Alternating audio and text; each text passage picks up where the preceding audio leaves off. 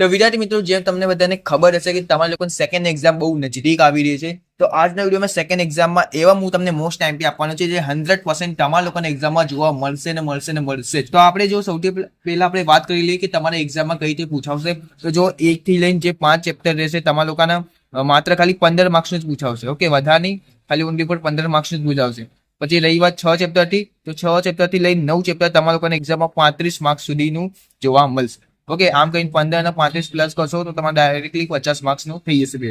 Okay, તો આપણે 1 થી લઈને 5 ચેપ્ટરના આઈએમપી ઓલરેડી આપી રહ્યા છે, તે ઉપર આઈ બટનમાં મળી જશે. જ્યારે તમારા લોકોની ફર્સ્ટ એક્ઝામ ચાલતી હતી ત્યારે જ મેં 1 થી 5 ચેપ્ટરના આઈએમપી આપ્યા હતા. જો તમે ના જોયા હોય તો ઉપર આઈ બટન પર ક્લિક કરીને જોઈ શકો છો. હવે આપણે ચેપ્ટર નંબર 6 થી આઈએમપી આપણે આપવાના છે. બીજી વાર હું ખાલી આજના વિડીયોમાં 3 માર્ક્સના અને 5 માર્ક્સના જ આઈએમપી આપીશ, કેમ કે જો 1 અને 2 માર્ક્સના આઈએમપી માટે તમને લોકોને સ્વાધ્યાયનો પહેલો અને બીજો પ્રશ્ન કરવાના છે, જેથી તમારા સેક્શન એ અને બી એ કમ્પ્લીટ થઈ જશે.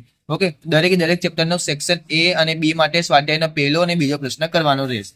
તો ચાલો આપણે 3 માર્ક્સથી આઈએમપી પ્રશ્ન સ્ટાર્ટ કરીએ. સૌથી પહેલા પહેલું છે કે પૂર્ણ હરીફાઈ અને ઇજારાનો તફાવત. વિદ્યાર્થી મિત્રો, આ તફાવત ખાસ કરી નાખજો, બહુ મોસ્ટ આઈએમપી છે. ઓકે, આ જે છઠ્ઠું ચેપ્ટર છે બજાર, આમાં મોસ્ટ ઓફ ઇજારાનો બહુ પ્રશ્ન પૂછાતા હોય છે, તો ઇજારાના જેટલા પણ પ્રશ્ન છે તે ક્લિયર કરી રાખજો. પછી આપણે બીજો પ્રશ્ન જોઈએ કે ઇજારાયુક્ત હરીફાઈના 3 લક્ષણો. તો આ પણ તમારા લોકોને મોસ્ટ આઈએમપી છે. ઓકે, તમને લોકોને જો સ્વાધ્યાયમાં જો તફાવત જોવા મળે ને, જેમ કે આ હરીફાઈ અને ઇજારાનો તફાવત, તો તફાવત ખાસ ક્લિયર રાખજો, કેમ કે જો તમે તફાવત કરી રાખશો તો તમને લોકોને ગમે તે આના રિલેટેડ પ્રશ્ન પૂછાયો હશે, તમે તફાવતના મદદથી ઇઝીલી તમે લોકો લખી શકો. ઓકે, અલ્ટા અક્ષરના ઇજારાના 3 લક્ષણો જણાવો. પછી આપણે ચોથું જોઈએ કે હરીફાઈ આધારિત બજારનું વર્ગીકરણ. હવે આપણે 5 માર્ક્સમાં જોઈ લઈએ. તેમાં પહેલું છે કે બજારનો અર્થ આપી તેના લક્ષણો જણાવો. પછી આપણે બીજું જોઈએ બજારનું વર્ગીકરણ સહ વિસ્તારમાં સમજાવો. ઓકે, હવે આપણે ચેપ્ટર નંબર 7 ની વાત કરીએ, ભારતીય અર્થતંત્ર. તેમાં 3 માર્ક્સમાં જોઈએ ટૂંક નોટ છે રેલવેનો વિકાસ. ઓકે વિદ્યાર્થી મિત્રો, રેલવેનો વિકાસ ટૂંક નોટમાં બહુ ઘણી વખત પૂછાયેલો છે.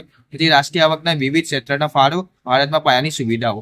ઓકે, પછી 5 માર્ક્સમાં જોઈ લઈએ. તેમાં પહેલું છે કે સ્વતંત્ર પૂર્વેના ભારતીય અર્થતંત્રનું સમજૂતી, સ્વતંત્ર પછીના ભારતના અર્થતંત્ર સમજ. કે જો સ્વતંત્ર પહેલા ભારત કેવું થયું, સ્વતંત્ર પછી ભારત કેવું થયું, એ તમને લોકો ડિટેલમાં લખવાનું રહેશે. પછી આપણે ચેપ્ટર નંબર 8 જોઈએ આર્થિક સુધારાઓ. તેમાં 3 માર્ક્સમાં પહેલું જોઈએ કે વૈશ્વિકીકરણનો અર્થ આપી તેના બાબતો. પછી બીજું જોઈએ કે વિદેશ વેપાર નીતિ સામે પડકારો. ત્રીજું જોઈએ કે આર્થિક સુધારાઓની પ્રતિકૂળના અસર. પછી આપણે 5 માર્ક્સમાં જોઈએ. 5 માર્ક્સમાં તો જો તમને લોકોને ઉદારીકરણ, ખાનગીકરણ અને વૈશ્વિકીકરણ આવી રીતે તમને લોકોને પૂછશે. ઓકે, મોટા પ્રશ્નમાં. તો આ તમે 3 પ્રશ્ન ખાસ કરી રાખજો, કયા ઉદારીકરણ, ખાનગીકરણ અને વૈશ્વિકીકરણ, તેના અર્થ અને પ્રક્રિયા બંને કરી રાખજો. ઓકે, તમને લોકોને મોટા પ્રશ્નમાં 100% જોવા મળશે. હવે આપણે લાસ્ટ ચેપ્ટર જોઈ લઈએ, ચેપ્ટર નંબર 9 તેમાં રાષ્ટ્રીય આવક. તેમાં 3 માર્ક્સનું રહેશે. તમારા લોકોને ટૂંક નોંધ જોઈ લો. કાચી આંતરિક પેદાશ, શુદ્ધ આંતરિક પેદાશ, કાચી રાષ્ટ્રીય પેદાશ અને શુદ્ધ રાષ્ટ્રીય પેદાશ. ઓકે, રાષ્ટ્રીય અને આંતરિકના પેદાશ કાચી અને શુદ્ધ લખવાના રહેશે, એટલે કે એક્ઝામમાં પૂછાવશે.